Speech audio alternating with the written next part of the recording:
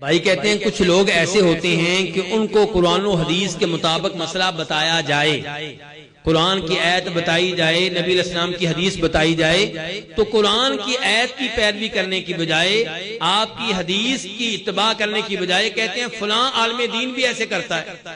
ارے اللہ کے بندے، وہ عالم دین نبی نہیں ہے، وہ بشر ہے، ہو سکتا ہے اس سے غلطی ہو رہی ہو سکتا ہے اس کو مسئلہ سمجھنے میں غلطی لگی ہو، تو میرے اور آپ کے اوپر واجب یہ ہے کہ ہم ان کی پیروی کریں جن کا کلمہ پڑھا ہے، لا الہ الا اللہ محمد رسول اللہ، جن کی پیروی کرنے کے بارے میں سوال ہوگا، جن کی پیروی نہیں کریں گے تو روز قیامت عذاب ہوگا۔ تو بہرحال جب حدیث آ جائے، قرآن کی آیت آ جائے تو پھر دائیں بائیں دیکھنے کی ضرورت نہیں ہے۔ اس کی ایک مثال سن لیں، امام خطیب بغدادی اپنی کتاب الفقیہ والمتفقہ میں نقل کرتے ہیں کہ عبداللہ ابن عباس رضی اللہ تعالیٰ عنہما یہ مسئلہ بیان کر رہے تھے کہ حج کی اقسام میں سے کون سا حج کرنا چاہیے؟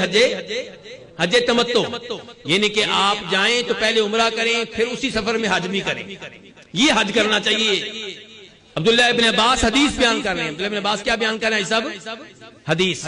وہاں پہ عروہ بن زبیر بھی موجود تھے، انہوں نے کہا عبداللہ تم لوگوں کو حج تمتع کی ترغیب دے رہے ہو، جبکہ ابو بکر و عمر جو علم میں تم سے کہیں آگے تھے وہ حج تمتع سے روکا کرتے تھے۔ ہاں جی، عبداللہ ابن عباس نے کیا بیان کیا تھا جی صاحب؟ حدیث، اور حوالہ ادھر کس کا دیا گیا ہے؟ جناب ابو بکر جناب عمر کا، جو علم کے پہاڑ تھے، جن سے ہم محبت کرتے ہیں، جن کی ہم عزت کرتے ہیں، جو پکے جنتی ہیں۔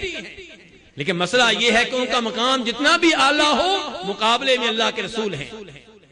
تو عبداللہ ابن عباس نے کیا کہا تھا کہ مجھے خدشہ ہے، مجھے خطرہ ہے کہ تمہارے اوپر کہیں آسمانوں سے پتھروں کی بارش نازل نہ ہو جائے۔ میں تمہیں اللہ کے رسول کی حدیث سنا رہا ہوں، تم حدیث کے مقابلے میں ابو بکر و عمر کا حوالہ دے رہے ہو۔